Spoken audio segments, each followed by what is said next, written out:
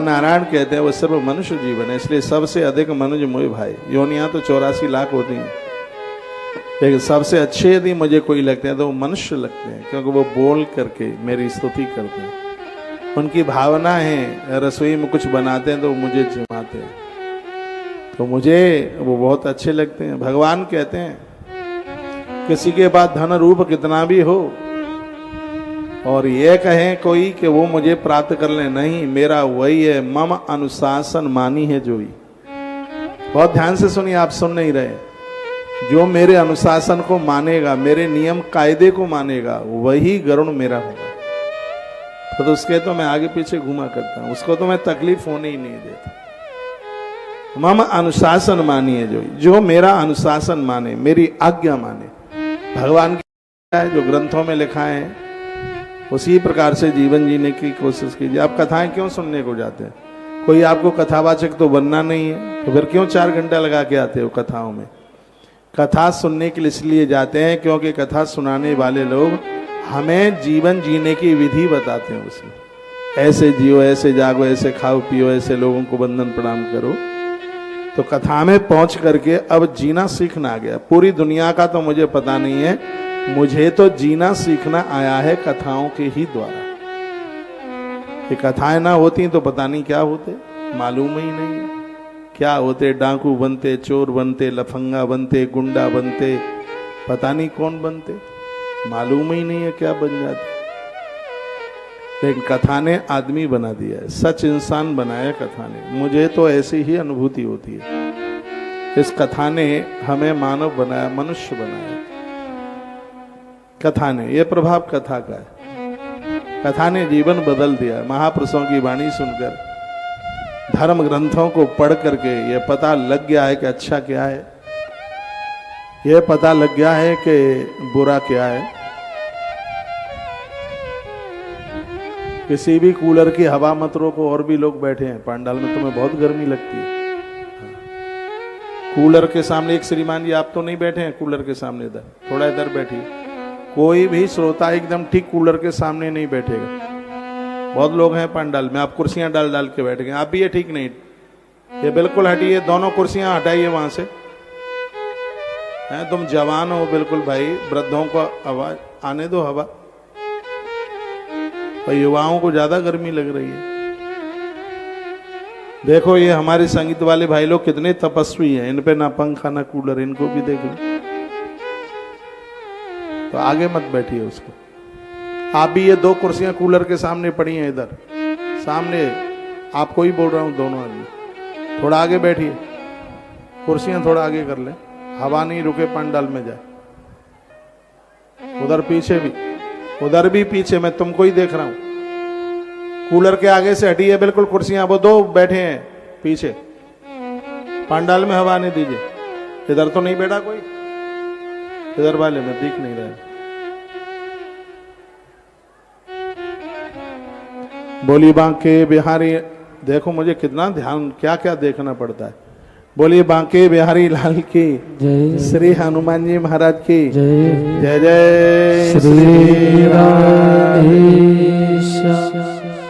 ये कहता महाराज जी अच्छा लग रहा है, हवा खा रहा हूं। मैंने कहा हवा मत खा, खीर और जलेबी खा जाके। तो हवा खा रहा हूं, हवा तो पंडाल में बनी। पानी गिरेगा एक आध दिन में, आजकल में गर्मी ज्यादा हो रही है, और पानी गिर जाए तो बढ़िया, इंतजार कर रहे हैं खूब पानी गिर जाए। इस श्लोक का व्याख्यान आप सुनिए, जो कि मुझे बड़ा अच्छा लग रहा है, बढ़िया लग रहा है। शरीरधारी जीवों की 84 लाख योनियों में एक मनुष्य योनि ही ऐसी योनि है जिसमें प्रत्यक्ष रूप से भगवान को प्रकट करता है, भगवान की कथाओं का आनंद लेता है, भगवान की सेवाओं का आनंद लेता है। कभी मुक्ति मत मांगो, कभी मत मांगो मोक्ष, क्योंकि उस श्लोक में ये आनंद है ही नहीं। राम जी ने हनुमान जी को कहा था चलते समय, चल मेरे साथ, वहां मेरे दर्शन होंगे तुझे। हनुमान रो पड़े, कहते हैं सरकार मुझे क्षमा कीजिए, मैं नहीं जाता आपके संग वहां, क्योंकि वहां आपके तो दर्शन हो सकते हैं, लेकिन आपकी कथा सुनने को नहीं मिल सकती। आपकी कथा तो मृत्यु लोक में ही मिलेगी। हनुमान जी आज तक नहीं गए, यही है। राम जी बोल के गए कि धरती पर जब तक मेरी कथा चलेगी तब तक मृत्यु लोक में मेरा हनुमान रहेगा। राम की कथा कभी बंद नहीं होगी, हनुमान जी कभी जाएंगे नहीं यहाँ से। भगवान की कथाओं से अति स्नेह प्रेम प्रीति रखी। कथा जीवन की व्यथा को समाप्त कराती है, निज स्वरूप का भान कराती है। यह प्रभाव कथा का है। भगवान कहते हैं 84 शरीरेश्वरी नाम 84 लाख योनियों में एक मनुष्य शरीर ही है जो भगवत प्राप्ति कर सकता है, ईश्वर के भजन का आनंद ले सकता है। बड़े भाग मानस तनु पावा, यह शरीर बड़े भाग्य से मिला है। दुर्लभो मानसो जन्म, यह मनुष्य जन्म अति दुर्लभ है, पहले मिलता नहीं है, और मिल भी गया है तो काल का घंटा कब बज जाए पता नहीं। ज्यादा संसार की चाक चकिता में फंसिए मत फंसिए, बेटा मेरा, बेटी मेरी, बच्चे मेरे।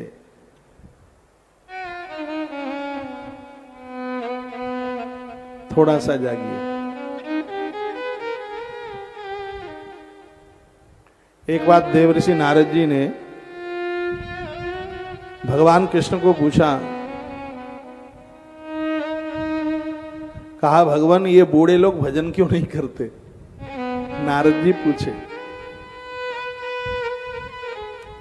तो भगवान ने कहा कि इन बूढ़े लोगों को बच्चों से दो चीजें रखती हैं, ये उनसे दो चीजों की ख्वाहिश रखते हैं, मांगना चाहते हैं। एक तो बुढ़ापे में ये बच्चे हमारी सेवा करें, और एक हम इन बच्चों को इतना दे जाएं कि इनको कहीं किसी से मांगने की जरूरत ही ना पड़े। तो नारद जी ने कहा तो फिर ये एक बूढ़े आदमी की दोनों बातें पूरी हो पाती हैं? नहीं हो पाती।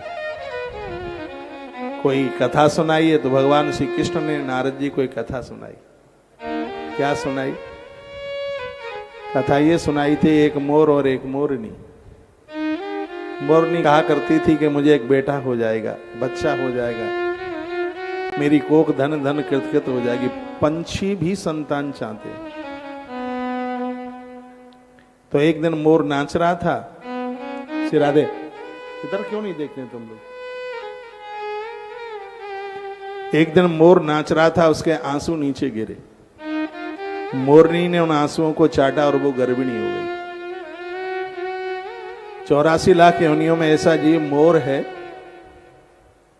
जहां पर बिना दोनों के मिले हुए संतान होती है।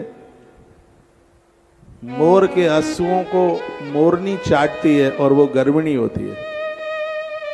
ये निष्कामी जीव है, इसलिए भगवान इसको अपने मुकुट में लगाते हैं। मोर कामी नहीं है, बहुत निष्कामी है वो। तो मोरनी गर्भिणी हो गई।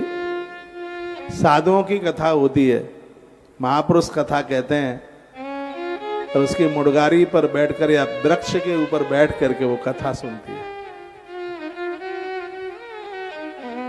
मोरनी ने बच्चे को जन्म दिया, बड़ा हर्ष उल्लास हुआ। तो मोरनी ने कहा, हम कितने भाग्यशाली हैं, हम बूढ़े हो जाएंगे तब हमारा बच्चा हमारी सेवा करेगा। तो कृष्ण नारद को कहते हैं कि मोर ने क्या जवाब दिया था। मोर ने कहा, हम पंछी जरूर हैं, लेकिन साधुओं से सुना है कि बुढ़ापे में खास औलाद धोखा देती है, इसलिए औलाद से कभी वृद्धावस्था में भरोसा मत रखना, यही सबसे बड़ा ज्ञान है। मोर कहता है।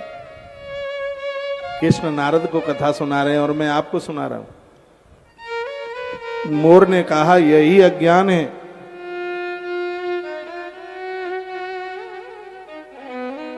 वृद्धावस्था में इस औलाद से भरोसा रख लेना, इनसे कभी भरोसा मत रखना। मोर ने कहा, मोरनी को मैं तुझे कथा सुनाता हूं। कृष्ण नारद को कहते हैं कि मोर ने कहा, एक पति और पत्नी दोनों में भारी प्रेम था। दोनों एक दूसरे के बिना रह नहीं पाते। शादी को 15 साल हो गए थे। उस बेचारी उस स्त्री को कोई संतान नहीं हुई। उसने दवाई पर बहुत पैसा खर्च किया। मोर कहता है मोरनी को, का औलाद बड़े भाग्य से होती है, पुण्यों से होती है। उसका बहुत पैसा खर्च हुआ, लेकिन वो स्त्री गर्भिणी नहीं हुई। तो पुजारियों के पास गई, वो साधु संतों के पास गई। तो 20 साल के बाद में उसके यहां एक बच्चे का जन्म हुआ। बहुत ध्यान से सुनना, एक बेटा हुआ उसको। बेटा बहुत सुंदर था, लेकिन कमी एक थी कि उस बेटे को एक आंख नहीं थी। उस समय भी वैद्य लोग होते थे। बेचारी रोती हुई किसी वैद्य को मिली, कहा कि 20 साल के बाद में बेटा हुआ है, उसको भी आंख नहीं है, इतना सुंदर है, एक ही आंख है उसको, कुछ उपाय हो जावे, मेरे बेटे को दोनों आंखें मिल जाएं तो हे वैद्यराज आपकी बड़ी कृपा होगी। वैद्य ने कहा देवी इसके लिए ठोक देने पकड़ के दो। माँ बैठो, दोनों यहाँ बैठो, इधर को मुंह करके बैठो, इधर बैठो, इधर।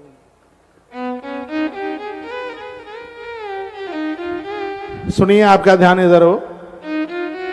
खीर जलेबी खा के आए, टोकना भर भर के सोएंगे। इधर देखें आप। वैद्य ने कहा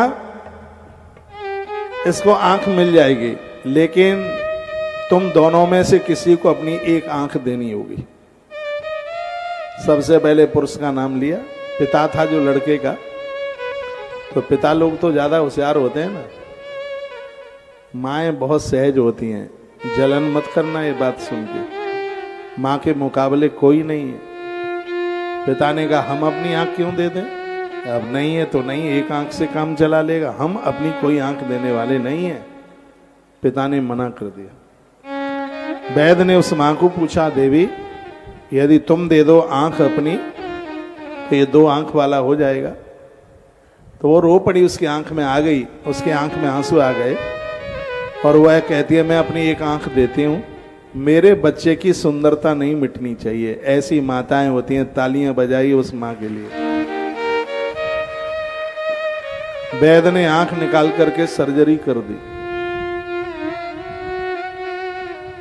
उस बच्चे को आंख मिल गई, बहुत सुंदर लगने लगा, वह स्त्री कुरूप हो गई। उसने इस बात की चिंता नहीं करी। कुछ ही समय के बाद में उसका पति समाप्त हो गया। पति के बिना बच्चे को पालना बड़ा मुश्किल होता है, बहुत ज्यादा कष्ट है।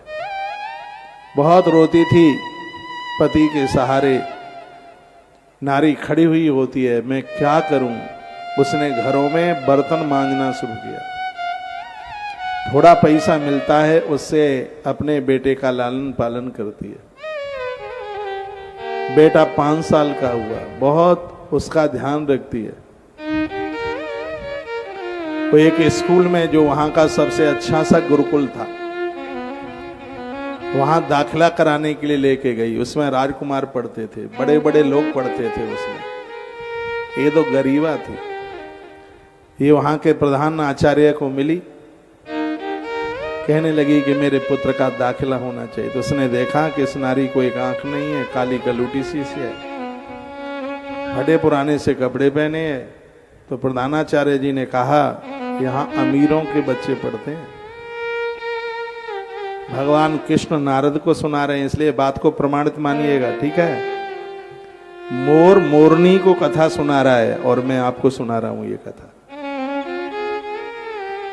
तो उस प्रधान आचार्य ने कहा तुम जैसे गरीबों के लिए स्कूल नहीं है, ये गुरुकुल नहीं है, यहाँ अमीर लोगों के बच्चे पढ़ते हैं, यहाँ फीस ज्यादा लगती है।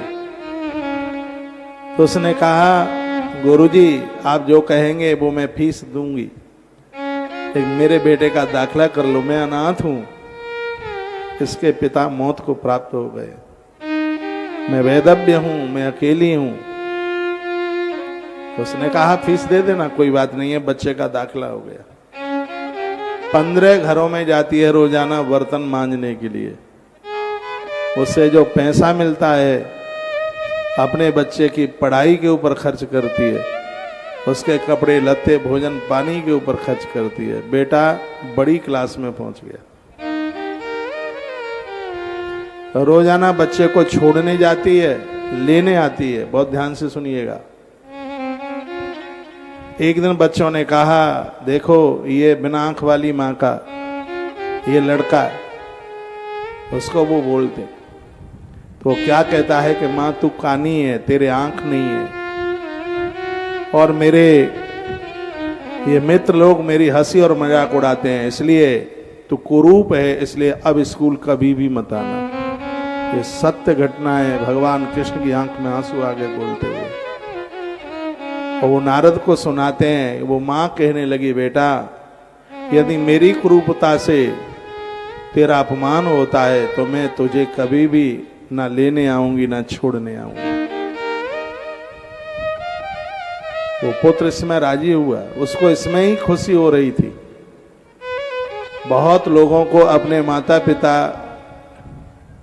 की पुरानी वेशभूषा अच्छी नहीं लगती। ये तो बड़े हो गए ना ये लोग।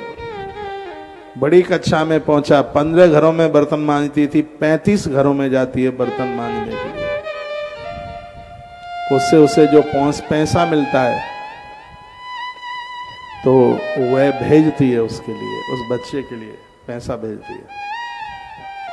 बच्चा बड़े शहर में पहुंच गया। 1 साल हो गई, 2 साल हो गई, ना कोई फोन, वो पैसा, ना कोई सूचना। फोन तो क्या होते होंगे उस समय, कोई सूचना नहीं ली उसने माँ की।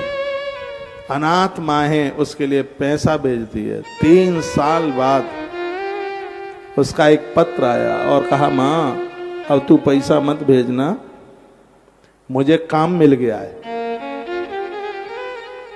अब तो वो खुशी के मारे नाचने लगी, मेरा बेटा तो अब तो बड़ा आदमी हो गया है, उसके पास अपना घर होगा, उसमें मैं रहूंगी, वो मेरा सेवा करेगा, मैं अपने बच्चे की शादी करूंगी। कृष्ण कहते हैं, नारद वो मनोतियां मनाने लगी। मोर मोरनी को सुनाता है यह कथा। वो इंतजार करती है कि अब मेरा बेटा आने वाला है। गांव में फूली नहीं समाती। उसने मंदिर में जाकर के मिठाइयां बांटी, लोगों को कहा मेरा बेटा एक बहुत बड़ा अधिकारी बन गया है, बहुत बड़ा राजा का काम उसे मिला है। उसके 2 साल बाद फिर एक पत्र आया, उसमें लिखा था, माँ मैंने शादी कर ली है, बहू मुझे बहुत अच्छी मिली है। माँ की आंख में आंसू आ गए थे पत्र पढ़कर कि लड़के ने, बेटे ने शादी कर ली और मैंने तो उसके लिए बिटिया देख रखी थी और ये सोच रही थी मैं सास बनूंगी, लेकिन मुझे मेरे बेटे के विवाह के उत्सव का कोई भी सौभाग्य नहीं मिला। बोलते कोई बात नहीं है, मैं अपने पोते का जन्मदिन मनाऊंगी। तो 2-1 साल के बाद फिर पत्र आया, कहा माँ मेरे बेटा हुआ है। अब तो वो बड़ी खुश हो रही थी कि बेटा बहू आएंगे, मुझसे मिलने के लिए आएंगे, लेकिन कई साल निकल गए। कृष्ण कहते हैं, नारद वो नहीं आए। बूढ़ी माँ जिसने कुरूपता स्वीकार की अपने बच्चे के लिए, रोती रहती है, बिलखती रहती है, रात रात भर सोती नहीं है। मोर कहता है, मोरनी ये कथा तेरे लिए, क्योंकि तू भी तो सोच रही है कि तेरे बेटे तेरी सेवा करेंगे। कृष्ण नारद को कहते हैं कि इस औलाद का भरोसा क्या है। नारद जी ने कहा फिर क्या हुआ? भगवान गोविंद ने कहा हुआ क्या? वह बूढ़ी बुढ़िया एक थैले में कुछ सामान, कुछ मीठी चीजें लेकर के, और वो तो चल पड़ी उस शहर की तरफ। पत्र हाथ में लिए हुई थी। उस समय बैलगाड़ियां चलती थी। एक बैलगाड़ी वाले को उसने रोका और कहा, ये पत्र में जो पता है वहां तक मुझे पहुंचा दीजिए। बैलगाड़ी वाले ने उसे वहां तक पहुंचाया। बहुत बड़ा आलीशान वहां तो भवन बना हुआ था, महल बना हुआ था, वो तो बहुत बड़ा आदमी बन गया था। गेट कीपर, द्वारपाल दरवाजे पर खड़े हुए थे। उसने कहा कि मुझे अपने बेटे से जाके मिलना है, मुझे निकलने दो। द्वारपालों ने कहा कौन है तुम्हारा बेटा? कहा जिसका एक किला बना है। कहा तू बुढ़िया पागल हो गई है, ये एक बहुत बड़े अमीर व्यक्ति का एक घर बना हुआ है। क्या हम विश्वास करें, तेरे पास क्या प्रमाण है कि वो तेरा बेटा है? तो उसने वो पत्र निकाल करके दिया। कृष्ण कहते हैं नारद, उसने वो पत्र निकाल करके दिया जिसमें उसके बेटे के सिग्नेचर हो रहे थे, हस्ताक्षर हो रहे थे। द्वारपालों ने कहा बिल्कुल सही है, लेकिन लगता नहीं है कि इतना बड़ा अमीर राजा वो, हे बुढ़िया तेरा बेटा होगा, तू तो कुरूप है, तेरे तो एक आंख भी नहीं है, लेकिन एक आंख से और बच्चे से क्या मतलब है उसे? चल फिर भी हम तुझे निकल जाने देते हैं। और कहा कि इस समय साहब घर पर ही है और ये इधर का रास्ता गया है। जैसे ही वह बुढ़िया बूढ़ी माता गई तो छोटे से झूले में वो बच्चा अभी ज्यादा समय का नहीं था, वो झूल रहा था। और याद रखना, इन माताओं को अपने बेटों से भी ज्यादा बेटों के बेटे ज्यादा प्यारे लगते हैं, जैसे मूलधन से ब्याज ज्यादा प्यारी लगती है। भले ही ये बहुएं बात ना करें अपनी सास को, लेकिन इन बूढ़ी माताओं को अपने नाती पोते बहुत अच्छे लगते हैं। बुढ़िया की आंख में आंसू आ गए। उसने दौड़ करके झूले से उस बच्चे को लिया, अपनी छाती से लगाया। बच्चा सो रहा था, जैसे ही छाती से लगाया तो वो जागा, और जागा तो उसने रोना शुरू कर दिया। जैसे ही रोना शुरू किया तो इस बुढ़िया की पुत्र वधू यानी उस बच्चे की मां दौड़ करके आई, ये बच्चा रो क्यों रहा है? उसने आकर के देखा कि एक भिखारिन उस बच्चे को अपनी छाती से लगाया। उसकी दृष्टि में तो भिखारिन थी। उसने कहा ये जादू टोना टोटका करने वाली ये कौन भिखारिन इस घर में आ गई? इसने मेरे बच्चे के ऊपर कुछ कर दिया है, इसलिए मेरा बेटा रो रहा है। उसने अपने पति के लिए आवाज लगाई और कहा कि देखो कोई भूतनी आ गई है, कोई पिशाचनी आ गई है, ये देखो, और ये बच्चे को खा जाएगी, मार देगी। उसका वो पति अंदर से आया। मां ने तो बेटे को पहचान लिया, ऐसी मां है लाखों में बेटा खड़ा रहे वो कभी भूल ही नहीं सकती। कहते बेटा तू मुझे भूल गया, मैं तेरी मां हूं। उसने कहा मैं तुझे नहीं जानता, तो कौन है? एक आंख वाली बुढ़िया भिखारिन। ये उसने पहचान लिया था मां को, लेकिन वो घरवाली को प्रसन्न करने के लिए वो ऐसे शब्द। डोकरी ने कहा कि ये बेटा मेरा है, और तब वह अपने पति को लड़ने लगी कि तू भिखारिन का बेटा है, तूने मेरे साथ शादी करी, मेरे साथ बड़ा छल हुआ। तो लड़का कहता है कि इस बुढ़िया को मैं जानता तक नहीं हूं, ये पागल है, ये कहीं से, ये मूर्खा है ये, और ये ऐसे ही बोल रही है। और धक्का दे करके उस बूढ़ी मां को दरवाजे से बाहर कर दिया। कृष्ण कहते हैं नारद फिर क्या हुआ? मोर मोरनी को बताता। ये कथा उनके लिए जो कहते हैं बुढ़ापे में ये औलाद हमारी सेवा करेगी। यम ने पितृ गीता सुनाई है, उसमें बहुत कुछ बातें कही हैं, आज नहीं तो कल मैं आपको सुनाऊंगा पितृ गीता। ये कथाएं सावधान करती हैं। जैसे वो बुढ़िया नीचे उतरी सीढ़ियों से, पुराना समय था, उन द्वारपालों ने कहा बूढ़ी माता अपने बेटे से मिलके आ गई, बहुत कुछ धन मिला होगा। उसकी आंख में आंसू था। उसने कहा मैं प्यास से बहुत व्याकुल हूं, उससे पहले मैं एक चिट्ठी लिखना चाहती हूं, मैं पढ़ी लिखी नहीं हूं, क्या तुम मेरा सहयोग करोगे? उस समय से एक द्वारपाल तैयार हुआ और उस बूढ़ी माता ने चिट्ठी लिखवाई, चिट्ठी बंद कर दी, फिर कहा थोड़ा मुझे तू भाई पानी ला करके पिला दे। वो पानी लेने के लिए गया, चिट्ठी उस बूढ़ी माता ने रख दी, अपनी आधी साड़ी फाड़ी। पहले कच्चे मकान लकड़ी के होते थे, आपको पता हो तो, उसमें जो मोटी लकड़ी लगी होती थी उसको सोट बोलते थे। उसने अपनी आधी साड़ी फाड़ करके वो सोट के ऊपर टांगा, गले में फंदा लगाया, फांसी लगाई, बूढ़ी माता खत्म हो गई। उसने आत्महत्या कर ली। कृष्ण रो पड़े। नारद को सुनाते हैं, मोर मोरनी को सुनाता है यह कथा, मैं आपको सुना रहा हूं।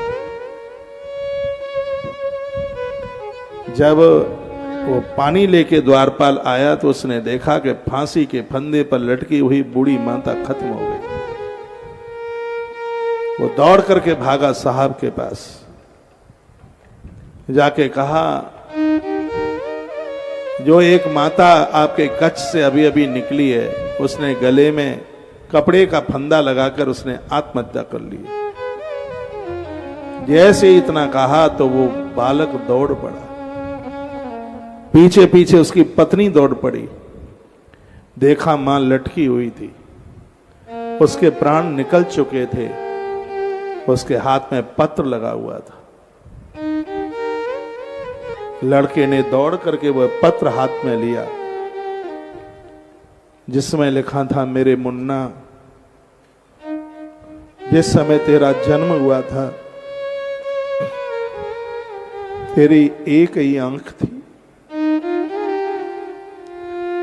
मैंने वैद्य को प्रार्थना की थी, क्या मेरे बच्चे को दूसरी आंख मिल सकती है? पत्र में लिखा था।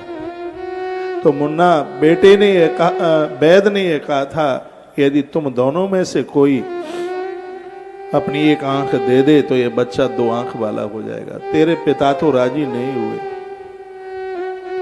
मैंने अपनी एक आंख तेरी सुंदरता के लिए मैंने वैद्य को दे दी। मैंने सोचा कि मैं भले ही कुरूप हो जाऊं, मेरा पुत्र स्वस्थ होना चाहिए। तेरे जन्म के 1 वर्ष बाद तेरे पिता की मौत हो गई। बेटा, तेरे परवेश के लिए मैंने घर घर नौकरी करी, मैंने बर्तन मांजे। सुबह 4 बजे मैं निकलती थी, रात को 11 बजे 35 घरों में बर्तन मांज करके मैं आती। मेरा गोरा बदन काम करते करते तेरे लिए काला हो गया। मैंने यही सोचा था, मेरे पुत्र के उत्कर्ष में, उसके परवेश में किसी भी बात की कमी न रहे। मेरी कुरूपता को देख करके तूने धक्का दे करके मुझे अपने घर से बाहर कर दिया। एक बूढ़े माता पिता के पास उसकी औलाद से बड़ी और कोई संपदा नहीं होती। तो मैंने यही सोचा, अब जिसके पास पति भी नहीं, जिसके पास पुत्र भी नहीं, पुत्र ने भी मुझे घर से बाहर कर दिया, अब मैं जी करके करूंगी क्या? मैंने अपने आप को बहुत संभालने की कोशिश करी है, मैं अपने आप को संभाल नहीं पा रही हूं। पुत्र, मैं आत्महत्या करने के लिए जा रही हूं। मैंने यदि कोई भी स्वकर्म किया है तो दुआएं मैं तुझे देती हूं, तू अपने परिवार के साथ कुशल रहे। लेकिन मुझे इस बात की पीड़ा है, एक पत्नी के लिए तूने मुझे पहचाना तक नहीं, उसे खुश करने के लिए तूने मुझे मूर्खा कहा, तूने मुझे भिखारिन कहा, तूने मुझे पागल कहा, तूने मुझे पहचाना तक नहीं। याद रखना पुत्र, धरती पर सब कुछ मिल जाएगा, पत्नी मिल जाएगी, संसार की संपदा मिल जाएगी, लेकिन पुत्र याद रखना, जीवन में मां एक ही बार मिलती है। उस बुढ़िया ने लिखा। पछाड़ खा करके वह गिर पड़ा। भगवान श्री कृष्ण कहते हैं, एक ऐसे माता पिता हैं जो जीवन भर अपने बच्चों के लिए करते हैं। नारद वही बुद्धिमान हैं। भगवान कृष्ण कहते हैं, नारद वही बुद्धिमान हैं जो बुढ़ापे में अपने बच्चों से किसी भी प्रकार की मांग नहीं रखते। ये भूल जाएं कि वृद्धा अवस्था में उनके द्वारा तुम्हारी सेवा होगी, ये भूल जाएं कि उनके द्वारा तुम्हें अपने पास रखा जाएगा। मोर मोरनी को ये कथा सुनाया, कृष्ण ने नारद जी को कथा सुनाई। ये कथाएं हमें जगाती हैं। जो लोग इस बेहोशी में पड़े हैं कि बच्चे सब कुछ कर देंगे, कुछ भी, अब तो समय बहुत खतरा से भरा हुआ। कभी भी चाहत मत रखना, संतान से कभी भी मांग मत रखना, ये कभी कुछ नहीं देने वाले हैं। स्थिति ही ऐसी है। भगवान कृष्ण कहते हैं, जिन्होंने मुझे, हे नारद, स्वीकार किया है, कुछ गलत कर्म किया नहीं है, कितने भी दुख सहे हैं, अपने रास्ते से भटके नहीं हैं, वृद्धा अवस्था में ऐसे वृद्धों का दाह संस्कार करने के लिए मैं आता हूं। ये भगवान ने नारद जी को बात की। भगवान कहते हैं कि इन्हें तो अकेलेपन का एहसास ही नहीं करना चाहिए। मैं उनका बेटा बनकर, भाई बनकर, मित्र बनकर मैं उनकी सेवा करता हूं आके, वो कम से कम पहचाने तो मुझे। सूरदास जी ने पहचान लिया था। सूरदास जी का अंतिम संस्कार गिरधर कृष्ण ने किया था। ज्ञानेश्वर महाराज के घर में कृष्ण ने नौकरी की, बिना कुछ पैसा लिए, सिर्फ भोजन करते थे। महाराष्ट्र में ज्ञानेश्वर हुए।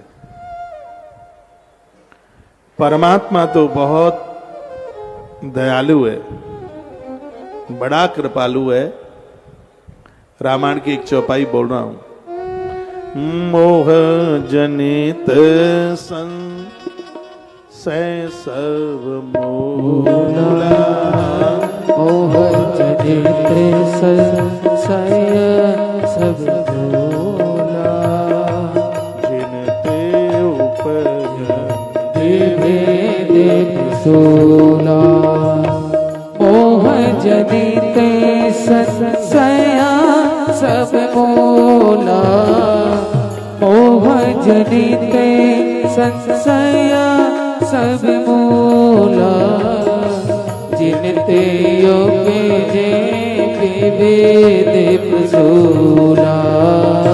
मोह जनित संशय सब मूला, जिनते उपजे भेद सूला। इस छोटी सी कथा कहानी के माध्यम से मैं आप सबको कहना चाहूंगा, जिनको माँ बाबू जी है, जिनको सास ससुर हैं, धोखा मत खाइए, इनकी सेवा करो। श्राद्ध पक्ष चल रहे हैं, जिंदे जी श्रद्धा मत, सेवा ना करो, फिर क्या होगा? फिर बाद में ये हैं, आप अमीर हैं, इनके बिना कुछ नहीं है। उस घर में तो कभी पितृदोष लगता ही नहीं है जिस घर में बुजुर्ग प्रसन्न है। मेरे सामने यह ग्रंथ गरुड़ पुराण रखा है। कल मैंने वायु पुराण से कथा कही, आज मैं गरुड़ पुराण से कथा कह रहा हूं। मैं फिर कहना चाहूंगा, जिनके घर में बुजुर्ग प्रसन्न है, उनके जीवन में कभी किसी भी प्रकार की कभी कोई कमी आ ही नहीं सकती। जितने भी भाई बहन मुझे सुन पा रहे हैं, वृद्धों का पूरा ध्यान रखो। उनके खाने पीने का, दवाई का, उनके रहने का, कपड़े लत्ते का, तेल साबुन का पूरा ध्यान रखिए। वो आपसे कुछ भी नहीं चाहते बुढ़ापे में, बस वो तुम्हारी संगति चाहते हैं। तुम्हें देख करके तो उनकी आयु बढ़ जाती है, उम्र बढ़ जाती है। पूरा दिन भर बूढ़े माता पिता याद करते रहते हैं, लेकिन शाम को तुम आते ही घरवाली के कच्छ में घुस जाते हो। 10-10 दिन तक तो माता पिता से आंख में आंख नहीं मिलाते, उनके पास नहीं बैठते। घरवाली को खूब स्नेह कीजिए, मना कौन करता है, लेकिन उसके खिलौना बन करके मत जीना कभी, नहीं दिक्कत हो जाएगी। ज्यादातर ऐसे आज युवा स्त्री का खिलौना बन करके ही, खिलौना जानते हैं, जितना वो चाबी उसमें भर दिया जाता है उतना वो लुढ़कता है, चलता रहता है। तो देवियां चाबी भरती रहती हैं और आप खेलते रहते हैं। इन वृद्धों को मत भूलिए, जिनके लिए कृष्ण फूट फूट करके रो रहे थे, नारद जी आंख के आंसू पहुंचते। इन बुजुर्गों की सेवा कीजिए, इन्हें समझिए। आज यह बुजुर्ग बच्चों से भयभीत हैं, इनसे डरते हैं। उन्हें भय इस बात का, घर छोड़ के ना चला जाए, ये चूहा मार दवाई ना खा ले, क्यों इनके पास तो एक ही हथियार है, चूहा मार दवाई आत्महत्या। घर को स्वर्ग बनाइए, इसे धाम बनाइए। एक माता पिता वो जमाने में 10-10 बच्चों का पेट भरते थे, आज इनका पूरा कुनवा एक होकर बूढ़े सास ससुर माता पिता का पेट नहीं भर पा रहे। क्या इनका पेट इतना बड़ा हो गया? क्या इनकी मांगे इतनी हो गई हैं? आप जो कमाते हैं उससे आप इनका पेट ना भर सकें? अरे धिक्कार है।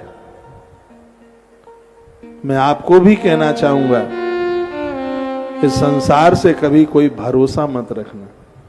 इसलिए भागवत कहती है, आपने जीवन में कमाया है उसके 5-4 हिस्से करो।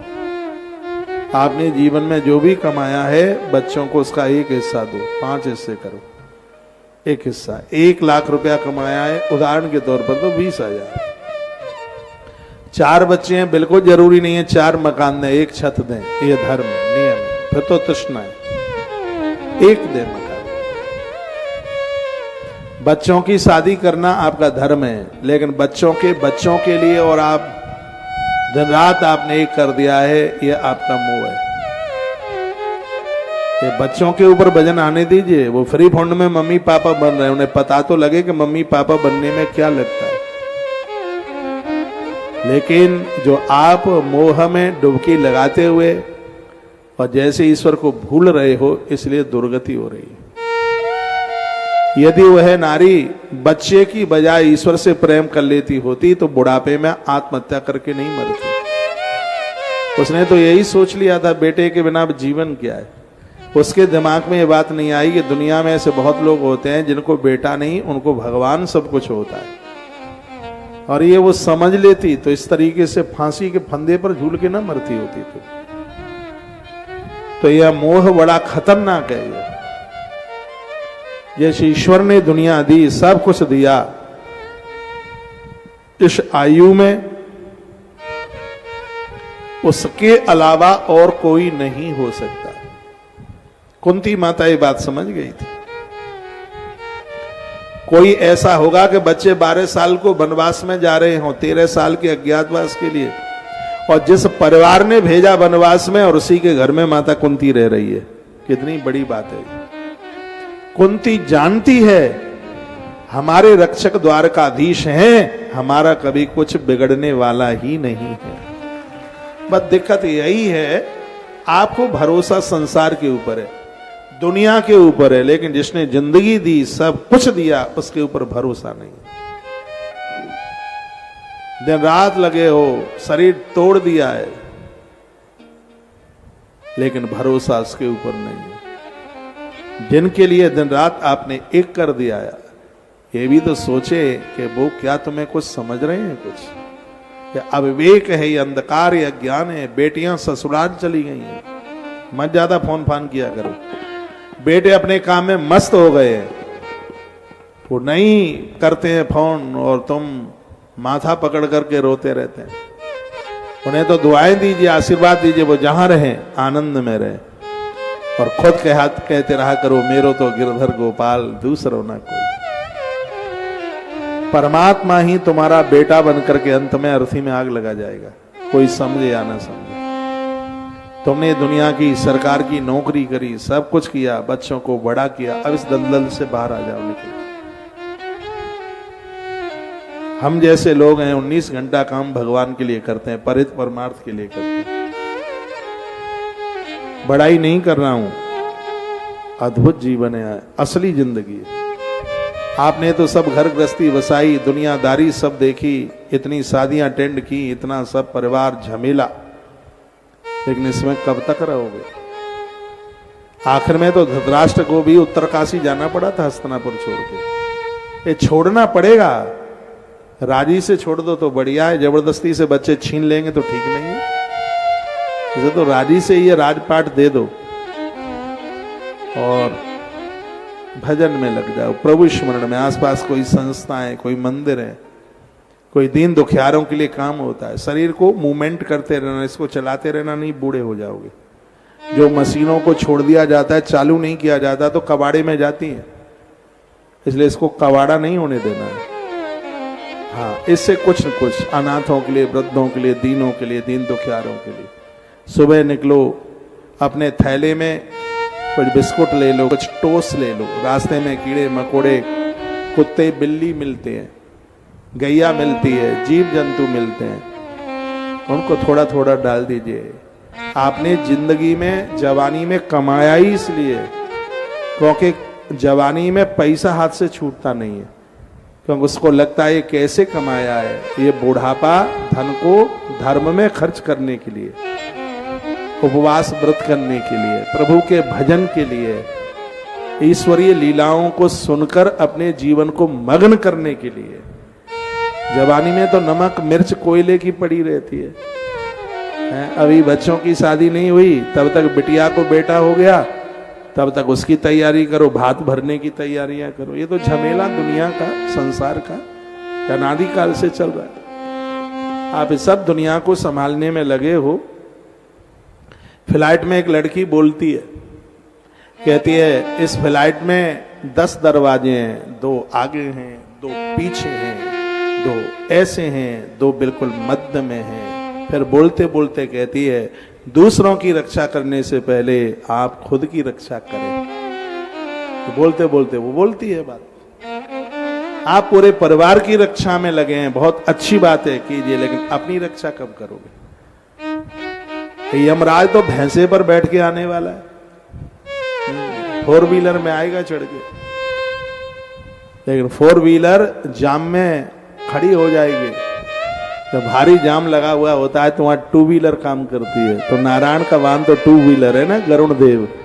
तो गरुण की सवारी करके आप जाएं तो ये आत्म उद्धार, आत्म कल्याण है। ये यमराज का भैंसा आया तो दुर्गति हो जाएगी। दे धरे करिए फल भाई, भजिए राम सब काम ब्याह।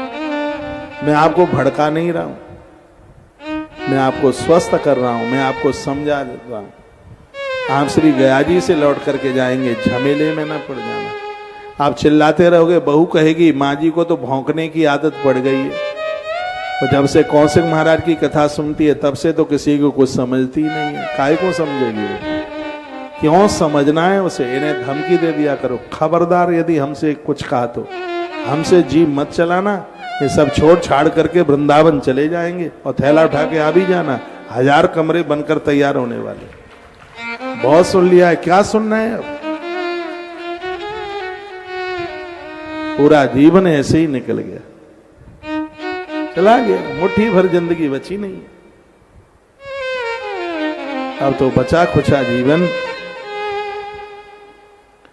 इसको तो भगवान के लिए समर्पित कर लो। मुझे तो पशुपंछी बहुत अच्छे लगते हैं, पंख आ जाते हैं बच्चों को, वो तो भूल जाते हैं उड़। लेकिन तुम तो इसी बात में माथे में दर्द है। गोलियां इसलिए चबा रहे हो कि बहू और बेटा फोन नहीं करते। ये नहीं करने वाले भले ही भसक्का भर भर के खाओ, ये नहीं करेंगे। और आपने सब अपने शरीर की रेड पीट दी है, खा खा दवाइयां गोलियां। एक माँ जी कहती है एक पत्ता खाती हूँ पूरा टेबलेट का, नींद की गोली का। मैंने कहा क्यों? अब बेटा दुबई रहता है, फोन नहीं करता, इतना टेंशन होता, नींद नहीं आती, पूरा पत्ता खा करके नींद आती है। मैंने कहा अम्मा मरेगी जल्दी, वो तो फोन करेगा नहीं, तू पत्ता खाते खाते गई। क्या टेंशन किसके लिए आप कर रहे हैं?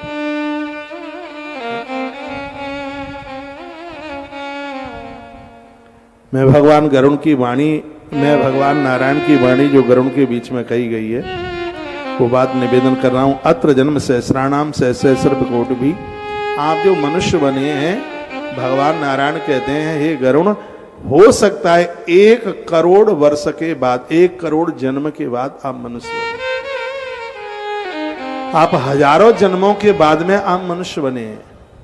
ऐसा नहीं है कि ये मनुष्य जीवन और ऐसे ही सहज में मिल गया।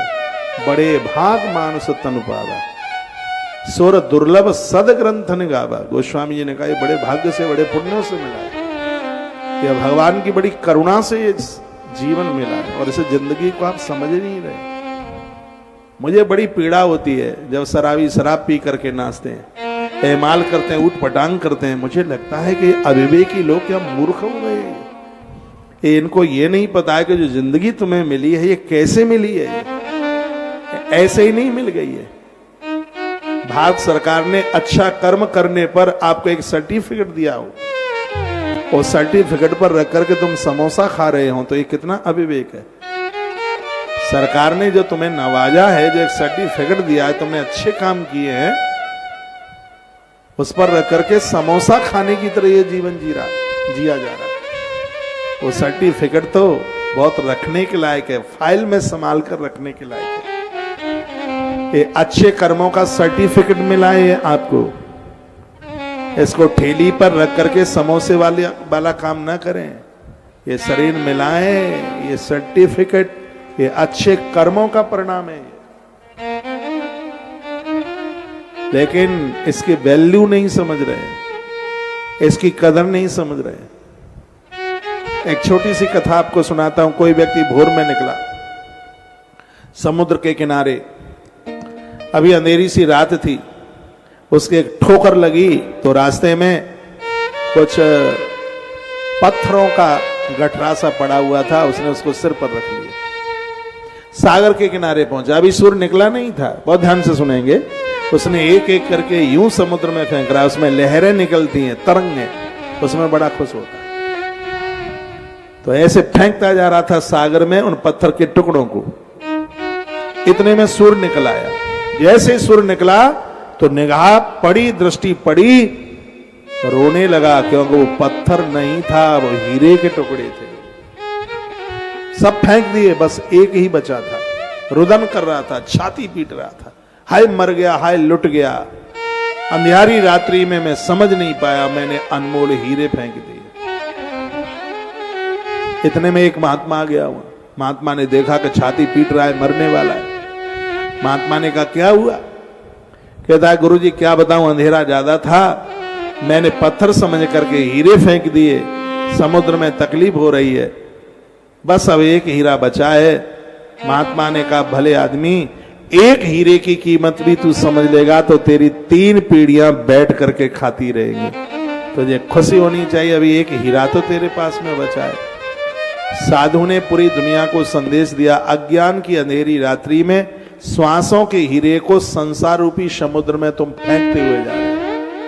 फेंक दिए हीरे, श्वासों के हीरे, लेकिन एक दिन जीवन में ऐसा आता है कि कोई गुरु तुम्हारे सन्मुख आता है और कहता है कि जो जीवन बचा है दोनों भगवान को कल्याण हो जाएगा। अंतिम श्वास भी बची है, यदि उस पर भी भगवान का नाम रख दिया जाएगा तो कल्याण हो जाएगा। अभी तक जो हुआ सो हो गया। 30 साल के, 40 के, 50, 60 साल चली गई, ये चले गए हीरे के टुकड़े, लेकिन अब जो बचा है उसको भी यदि आप समझ लें, वो श्वास के ऊपर भगवान का नाम रख लें, तो दावे के साथ है अगली बार भी मनुष्य बन के आओगे, फिर अगली बार, ये कड़ी टूटेगी नहीं कभी।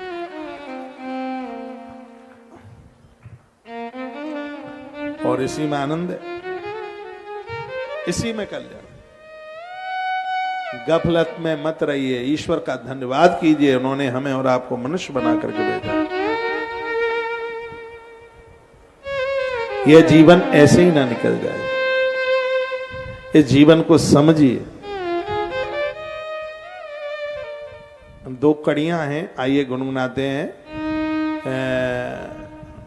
वो है उठ जाग मुसाफिर भोर भई, अब रैन कहां तू सोबत है। बहुत प्यारे, मैं धन्यवाद करूंगा उनको जिन्होंने ये पंक्तियां बनाई हैं।